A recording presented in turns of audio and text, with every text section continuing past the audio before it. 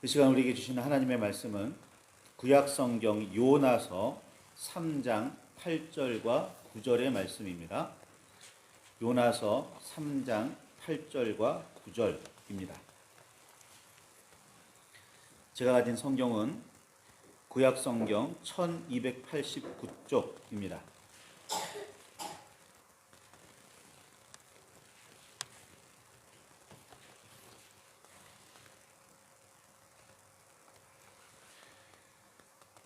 주보에도 기록되어 있습니다. 찾으셨으면 우리 함께 말씀을 봉독하시겠습니다.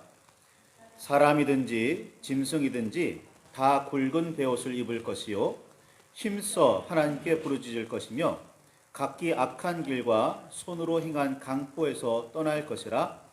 하나님이 뜻을 돌이키시고 그 진노를 그치사 우리가 멸망하지 않게 하시리라. 그렇지 않을 줄을 누가 알겠느냐 한지라. 아멘. 주님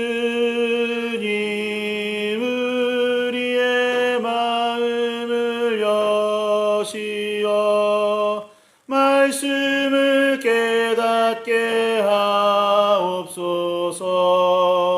아멘. 주님의 사랑과 그 크신 은혜가 저와 여러분 안에 가득하기를 소망합니다. 니느웨는 노아의 아들 함의 자손 중에 니므롯이라는 사람이 세운 성읍으로 성경에 등장합니다. 함은 홍수 이후에 포도 농사를 시작한 노아의 둘째 아들입니다. 포도로 술을 빚어 마시고 크게 취해 장막 안에서 벌거벗던 아버지의 모습을 형제들에게 알렸다가 형제의 종들의 종이 되기를 원하노라 라는 노아의 저주를 받았던 사람이 함입니다. 함의 아들이 가나안이고 가나안이 시돈과 헤슬 낳아 아르와 족속과 스말 족속과 하맛 족속의 조상이 되었습니다. 니므롯은 가나안의 맏형 구스의 아들, 그러니까 함의 입장에서 보면 조카입니다. 니므롯은 세상의 첫 용사였으며 여호와 앞에 용감한 사냥꾼이었다고 성경은 기록하고 있습니다. 세번역은 이 표현을 이렇게 설명했습니다. 주님께서 보시기에도 힘센 니므롯, 야훼께서 알아주시는 니므롯 같은 힘센 사냥꾼이라고 말이죠. 용사나 사냥꾼이라는 말은 성경에서 그리 긍정적이지가 않습니다. 하나님의 아들들이 사람의 딸들에게로 들어와 낳은 자식들을 성경은 네피림이라고 이야기를 하고 있고, 그들은 고대의 명성 있는 사람들로 용사들이었다라고 그렇게 가리키고 있습니다. 하나님의 아들들이 사람의 딸들의 아름다움을 보고 좋아하는 모든 여자를 아내로 삼자 여호와께서는 사람이 육신이 되었다고 말씀하시면서 그 수명을 120년으로 한정하셨다는 기록이 성경에 있습니다. 창세기 6장 2절과 3절이죠. 그리고 네피림에 대해서 설명한 후에는 곧 사람의 죄악이 세상에 가득하게 되어서 여호와께서 땅 위에 사람 지으셨음을 한탄하셨다라는, 근심하셨다라는 이야기가 이어지고 있습니다. 용맹스러운 사람인 용사는 자기의 힘으로 세상을 이기려는 사람들입니다. 하나님의 은혜나 여호와의 섭리보다는 자신의 힘을 더욱 의지하는 사람입니다. 이런 사람들이 여호와의 법을 따르기보다는 모든 어려움을 스스로 극복하려는 의지와 노력을 이런 사람들은 더욱 강조합니다. 세상의 어떤 상황에서도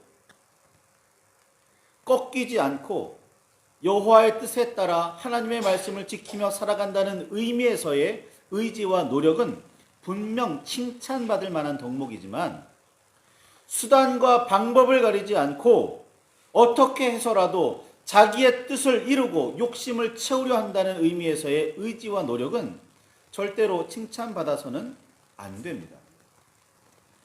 성경에서 하나님의 통치를 받들어 여호와의 뜻에 순종하려고 하지 않는 사람들을 의미하는 말이 용사입니다. 사냥꾼은 여호와의 뜻에 따라 세상에서 생육하며 번성해야 할 생명을 힘으로 파괴하는, 그래서 먹고 사는 사람들입니다. 땅을 정복하고 모든 생명을 다스리라는 말씀을 자기들의 이익을 위해 마음대로 사용하여 욕심껏 채워도 된다고 이해하는 사람들입니다. 피는 생명을 의미하고 피를 흘리는 일은 여호와께서 창조하시고 생육하며 번성하기를 바라신 생명을 파괴하는 일입니다. 성경에서 하나님께서는 사람에게 이런 사명을 맡기시죠. 정복하고 다스려라.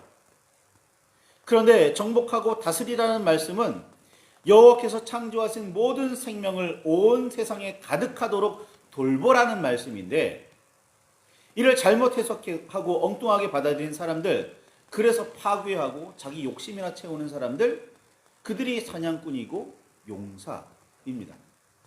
창세기 1장에서 9장까지를 꼼꼼히 읽어보시면 제가 한 말씀들이 전부 다 성경에 기록되어 있음을 아실 수 있을 겁니다.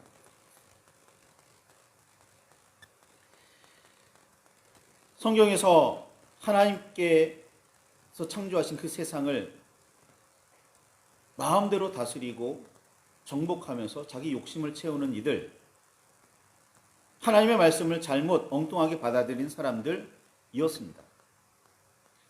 동생 아벨을 쳐 죽인 가인이 땅에서 저주를 받아 피하며 떠도는 사람이 되어야 했던 원인입니다. 생명을 파괴하잖아요. 자기 힘으로 모든 걸 해결하려고 하잖아요. 형이기도 했기에 가인은 아벨을 돌보아야 했지만 그렇게 하지 않았습니다. 생명을 소중하게 여기며 돌보지도 않았고 동생이기 때문에 돌보지도 않았습니다. 싫어했습니다. 문에 엎드려 있는 죄를 다스리기는커녕 폭력으로 생명을 파괴하는 사람이 되었습니다. 니느웨를 세운 니므롯은 여호와께서도 인정하실 수밖에 없을 만큼 용사였고 그만큼 많은 생명을 파괴하는 사람이었습니다. 익숙한 사냥꾼 중에 우리가 니므롯보다 더 잘 알고 있는 사람이 있다면 바로 에서입니다. 힘에 자신이 있었던 에서는 장자의 명분을 대수롭지 않게 여겼습니다. 배고픔을 채우는 일이 먼저였습니다. 욕망에 충실했습니다. 자신의 실수나 잘못은 돌아보지 않았고 성과 화를 내는 일이 먼저였습니다. 힘으로 모든 일을 해결하려고 했습니다. 안타깝게도 이런 사람의 후손 중에 조상의 실수를 이어받지 않고 폭력을 비롯한 온갖 잘못을 고치는 사람은 그리 많지 않습니다. 자식이 부모를 닮는 일은 동서고금에 언제나 있는 일입니다. 변하지 않는 사실이죠. 어쩌다가 한두 사람에게서 그런 경우를 찾아볼 수는 있지만 매우 드뭅니다. 니느웨가 아수르의 제국에서 매우 중요한 도시로 성장했던 데에는 이런 원인도 있었다고 보여집니다. 기원전 8세기경 아수르 왕 사네립은 니느웨를 수도로 삼아 당시 중근동에서 가장 영화롭고 번영한 도시가 되었다고 그렇게 말합니다. 니느웨는 그런 도시였고 그 막강한 힘으로 주변 나라들을 침략하며 정복하고 있었습니다. 당시 요나도 이스라엘 사람으로서 니느웨 즉 아수르의 폭력에 시달릴 대로 시달렸습니다. 요나의 활동 연대가 딱히 그때가 아니라는 연구가 대부분이기는 해서 요나가 북이스라엘의 여로보암 2세 시절이 아니라 다른 시대에 활동했다는 설이 우세하기는 하지만 아수르는 꽤 오랫동안 당시의 세계를 쥐고 흔들던 나라였기에 동족인 이스라엘을 괴롭게 하는 니느웨에 대한 요나의 분노, 반감은 충분히 이해할 수 있습니다. 굳이 여로보암 2세에 활동하지 않았더라도 이 아수르에 의해서 괴롭힘을 당했던 그 이스라엘의 역사, 유다의 역사는 꽤나 오래였기 때문에 뭐 여로보암 2세에 활동했다 안 했다는 그리 중요하지 않습니다. 요나에게 있어서 아수르는, 니느웨는 원수 그 자체였습니다. 더구나 요나는 여호와께서 니느웨에 가서 하나님의 말씀을 선포하게 하시는 목적을 너무나 잘 알고 있었습니다. 주께서는 은혜로우시며 자비로우시며 노하기를 더디하시며 인애가 크시사 뜻을 돌이켜 재앙을 내리지 아니하시는 하나님인 줄을 요나는 분명하게 알고 있었습니다. 요나서 4장 2절에 있는 말씀입니다. 선지자 요나는 여호와께서 니느웨에 재앙을 내리시고 멸망하게 하시려는 뜻이 없음을 잘 알고 있었습니다. 그 악독이 여호와 앞에 낱낱이 알려질 정도였지만 하나님께서는 니느웨가 회개하고 구원에 이르기를 원하신다는 사실을 요나는 너무나 잘 알고 있었습니다. 그래서 요나는 여호와의 얼굴을 피하여 정반대인 다시스로 도망갔습니다. 니느웨가 구원받기를 원치 않았거든요. 큰 물고기 뱃속에서 밤낮 3일을 지내면서 여호와께 기도하며 하나님의 마음을 이해하고 그 뜻을 받아들이는 듯 보였지만 실상은 아니었습니다. 당시 니느웨는 사흘 동안 걸을 만큼 하나님 앞에 큰 성읍이었습니다.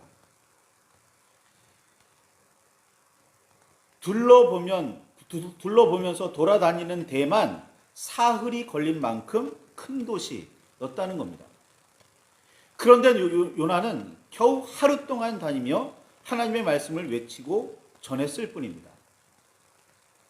요나가 하나님의 말씀을 전하기 시작한 지 겨우 하루 만에 니느웨의 왕과 백성이 생각보다 빨리 죄를 깨우치고 회개하기 시작했다는 뜻으로 해석할 수도 있겠습니다. 그러나 정작 니느웨에 대한 재앙이 내리지 않기로, 니느웨를 멸망시키지 않기로 결정하시는 하나님의 뜻을 보고서 하나님께서 그렇게 결정하시자 요나는 태도를 이상하게 취합니다. 요나가 어떤 태도를 취했냐면 니느웨가 용서받는 걸 기뻐하지 않아요. 분노합니다. 하나님께서 니느웨를 용서하셨다는 사실에 화를 내요. 이런 요나의 태도를 묵상한다면 요나가 말씀을 전한 지 하루 만에 니느웨 백성들이 좀 특별나서 빨리 죄를 깨닫고 회개했구나 라는 것보다 요나가 참 불성실하게 말씀을 전했다라는 사실을 알 수가 있어요.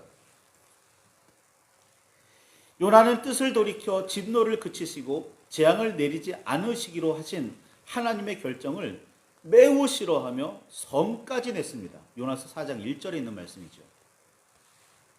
니느웨 성이 잘 보이는 장소에 초막을 짓고 앉아서 무슨 일이 일어나는가? 다시 말해서 이 니느웨 성이 멸망하는 꼴을 보겠다! 라면서 1인 시위를 합니다.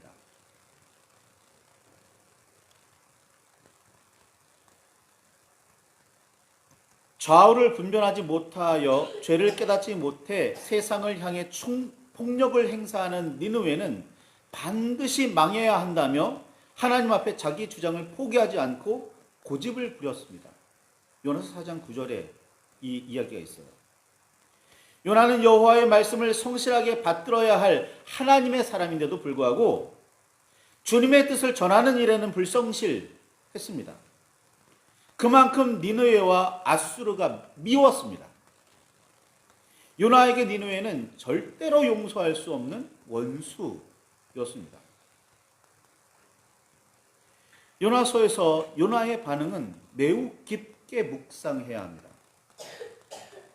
오늘 우리가 미워하는 사람들과 원수들을 어떤 태도로 대하며 행동을 보이는지를 살펴보아야 합니다. 니느웨의 반응도 매우 의미심장하기는 합니다. 요나도 문제가 있지만 니느웨도 참 좀 특별했습니다. 여호와 앞에 그 악독이 알려질 정도로 매우 죄가 가득한 도시 니느웨에는 겨우 하루 하나님의 말씀이 선포되었습니다. 그런데 니느웨는 그 말씀을 귀담아 들었습니다. 불성실한 태도로 여호와의 뜻을 전하던 요나가 얼마나 크게 소리쳤을까요? 그런데 그 선포를 들은 니느웨는 단 하루 만에 사태의 심각함을 깨닫습니다. 니느웨 왕은 오늘 읽은 말씀 앞부분의 7절부터 9절까지 사람이나 짐승이나 소떼나 양떼나 아무것도 입에 대지 말지니 곧 먹지도 말 것이요 물도 마시지 말 것이며 사람이든지 짐승이든지 다 굵은 베옷을 입을 것이요 힘써 하나님께 부르짖을 것이며 각기 악한 길과 손으로 행한 강포에서 떠날 것이라. 하나님의 뜻을 돌이키고 그 진노를 그치사 우리에게 멸망하지 않게 하시리라. 그렇지 않을 줄을 누가 알겠느냐? 라고 선포했습니다. 겨우 하루 만의 말입니다. 그렇게 사람들의 귀 속에 들리게 크게 외치지도 않았을 요나의 목소리를 듣고 말입니다. 그렇게 악한 사람들이 사는 죄로 가득한 성읍 하면 떠오르는 성읍 또 있으십니까? 저는 소돔과 고모라가 떠오릅니다. 소돔과 고모라에 하나님의 말씀이 선포되었을 때 그들이 반응이 어땠는지 생각나십니까? 그들은 하나님의 말씀을 전하는 사람을 천사가 되었든 롯이 되었든 조롱하며 멸시했습니다. 여호와의 말씀을 농담으로 여겼습니다. 고집스러운 사람의 생각과 이미 오래전부터 몸에 밴 악한 버릇은 쉽게 변하거나 바뀌지 않습니다. 여호와의 말씀을 들은 니느웨 사람들도 그렇게 반응했어야 자연스러워 보일 텐데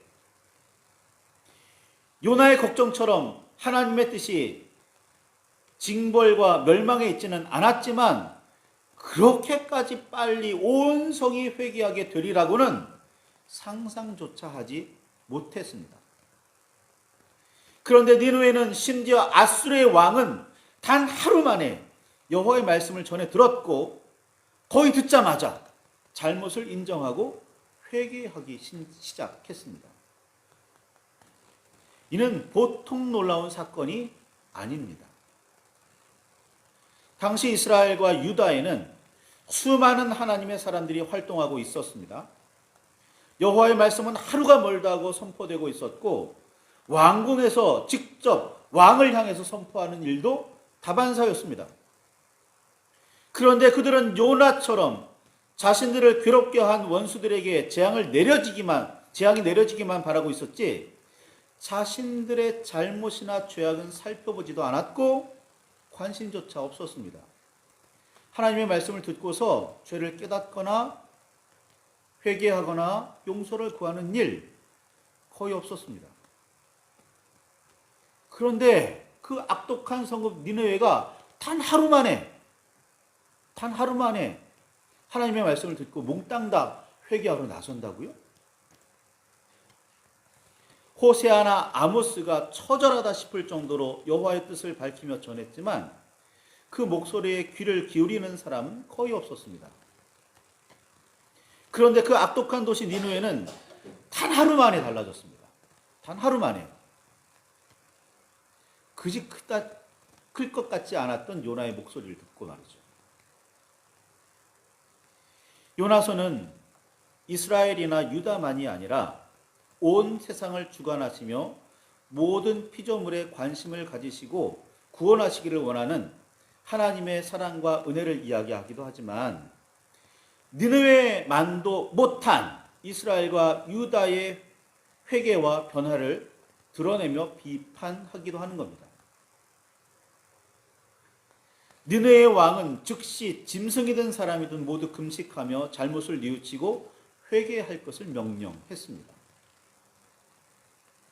힘써 하나님께 부르짖으라면서 각기 악한 길과 손으로 행한 강포에서 떠나라고 명령했습니다. 여호와를 달래기 위해 즉시 막대한 양의 제물을 바치라고 하지 않았습니다. 여호와가 분노하시지 않게 얼른 달래보자 아니었습니다. 여호와께 잘 보기 위해 가장 비싸고 좋은 예물을 준비하라고 하지도 않았습니다. 악한 길과 손으로 행한 강포에서 떠나라는 말은 다른 표현으로 정의와 공의를 회복하라는 뜻입니다. 하나님을 온전히 섬기는 일도 하나님께 돌아서는 일도 해야겠지만 정의와 공의를 행하는 일 하라는 겁니다.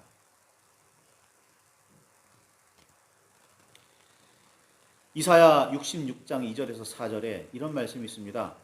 마음이 가난하고 심령에 통회하며 내 말을 듣고 떠나는 자, 그 사람은 내가 돌보려니와 소를 잡아들이는 것과 소를 잡아들이는 것은 살인함과 다름이 없고 어린 양으로 제사를 드리는 것은 개의 목을 꺾음과 다름이 없이 하며 드리는 예물은 돼지의 피와 다름이 없이 하고 분향하는 것은 우상을 찬송함과 다름이 없이 행하는 그들은 자기의 길을 택하며 그들의 마음은 가증한 것을 기뻐한즉 나 또한 유혹을 그들에게 택하여 주며 그들이 무서워하는 것을 그들에게 임하게 하리니 이는 내가 불러도 대답하는 자가 없으며 내가 말하여도 그들이 듣지 않고 오직 나의 목전에서 악을 행하며 내가 기뻐하지 아니한 것을 택하였습니다. 말씀하십니다.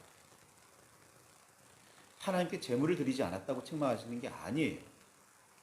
하나님께 예배하지 않았다고 예배 시간에 예배드리지 않았다고 책망하는 게 아니에요. 거기에 신령과 진정함이 없었다는 겁니다. 참된 마음이 없었다는 거예요. 또 한 가지 정의와 공의를 행하지 않았다는 겁니다. 하나님께 제물을 드리면서 악독의 길을 계속 걷고 있었다는 거예요. 하나님께서는 그런 제물을 그런 제사를 받지 않겠다고 예언서마다 명시하셨습니다.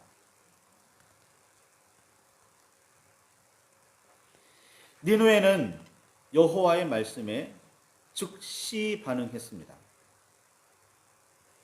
자신을 만족시키는 모든 욕망을 내려놓고 하나님 앞에 무릎을 꿇었으며 악한 길에서 돌이키며 강포에서 떠나는 회개를 했습니다.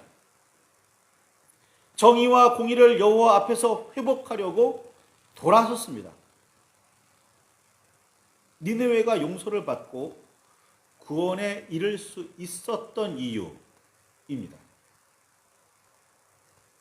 오늘 우리 교회와 성도는 반드시 니느웨의 이런 즉각적인 회개와 변화를 배워야 합니다.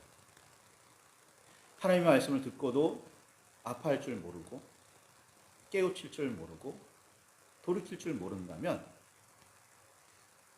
우리는 성도가 아닐 겁니다. 이게 가장 큰 문제입니다. 목회자도 성도 중 한 사람일 뿐입니다. 그러니 목회자도 하나님 앞에 바르게 서 있어야죠.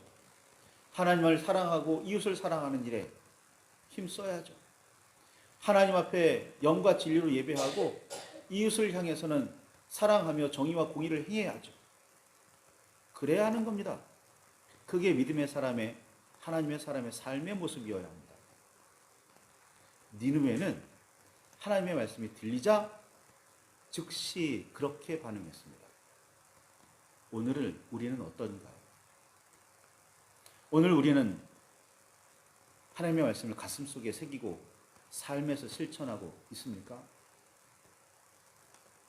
그렇게 하고 있는데도 세상에서 교회를, 성도를 향해서 이러쿵저러쿵 말을 하고 있다고 여기십니까? 소금이 되라, 빛이 되라 말씀하셨는데 교회 안에서 생활하기에는 바빴지만 세상을 살며 소금 되는 일에 빗대는 일에 얼마나 힘쓰고 계셨습니까? 말씀을 붙들고 깊이 묵상하시기 바랍니다. 기도하시기 바랍니다. 하나님의 사람이 되겠습니다. 주님께서 바라시는 대로 소금이 되겠습니다. 빛이 되겠습니다. 그래서 이 세상을 새롭게 하고 온전하게 하고 하나님께서 기뻐하시는 정의와 공의가 흐르는 세상으로 만들겠습니다. 결단하시는 저와 여러분이 되기를 바랍니다. 그렇게 진정한 그리스도인으로 세상을 살아내시기를 바랍니다.